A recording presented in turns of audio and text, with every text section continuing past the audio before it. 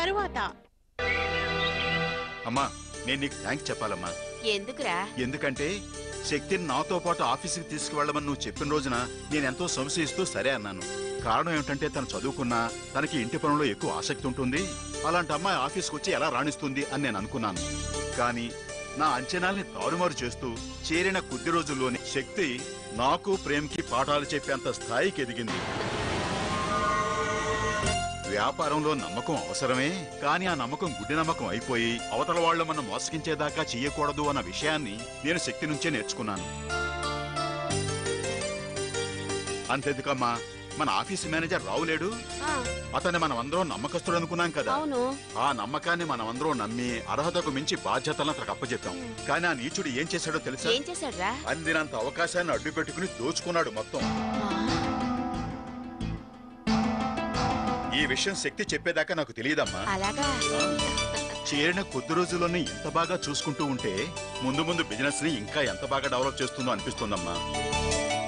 అమ్మా శక్తి, నా అంచనాలకు మించి నువ్వు ఆఫీసులో పనిచేస్తున్నావమ్మా. Keep it up.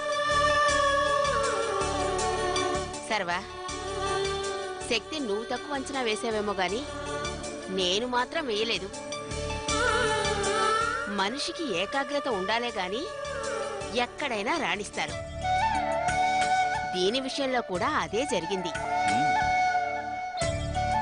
ఇక్కడ వంట చేస్తున్నప్పుడు కూడా లోకాన్ని మర్చిపోయి ఆ వంటిల్లే తన లోకం అన్నట్టుగా పనిచేసేది. ఆఫీసులో కూడా అలాగే పనిచేస్తుంటుంది. అది అందరికీ రాదు సర్వా. శక్తి, మీ మావయ్య గారు నిన్ను పొగుడుతున్నారు అంటే నువ్వు నిజంగానే ఆఫీసులో చక్కగా పనిచేసి ఉండాలి. ఇలాగే పనిచేస్తూ ఇంకా మంచి పేరు సంపాదించుకో. ఆ విషయంలో నాకు ఎలాంటి డౌట్ లేదు. ఎవరినో దెబ్బతీయడం కోసం ఒక పనిని నెత్తిన వేసుకోవడం వేరు, చిత్తశుద్ధితో ఒక బాధ్యతని చేతిలోకి తీసుకోవడం వేరు. వదినా, కంగ్రాచులేషన్స్. నువ్వేమీ మాట్లాడవేమిట్రా? ఇక్కడ నీ పెళ్ళాన్ని అందరూ గొప్పగా పొగిడేస్తుంటే లోపలే మురిసిపోతున్నావు. ఆ సంతోషాన్ని కాస్త బయటికి రాని మేము విని సంతోషిస్తాం. నేను కొత్తగా చెప్పడానికే ఉంది. డాడ్ చెప్పింది నేను చెప్పాలి. పోనీ అదే చెప్పు. శక్తి, ఇంతకాలం నేను కళ్ళు మూసుకొని ఎలా పనిచేశానో నువ్వు వచ్చాకే తెలిసింది.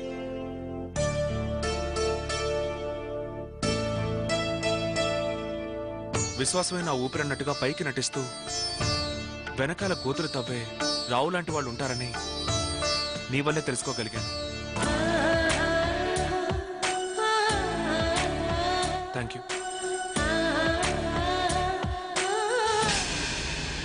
నీ నోటి వెంట ఇలాంటి మాటలు వస్తాయనుకోలేదురా.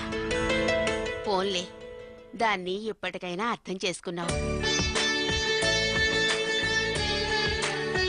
శక్తి, కాదన్న వాళ్ళ చేత అవుననిపించుకునేంత శక్తి సామర్థ్యాలు నీకున్నాయని రుజువు చేసుకున్నావు. నిన్ను వెనక్కి లాగాలని ప్రయత్నించే వాళ్ళ ముఖాలకి మసి పూసేశావు. ఇప్పటికైనా నువ్వేమిటో అర్థం చేసుకుని వాళ్ళు తోకలు ముడుచుకుంటే బావుంటుంది. ఎందుకైనా మంచిది, నీకు దిష్టి తీస్తాను పదా. ఇక్కడ నిన్ను చూసి ఎంతమంది కుళ్ళుకు చస్తున్నారో ఏమిటో. పద, కాస్త దిష్టి తీస్తాను పద.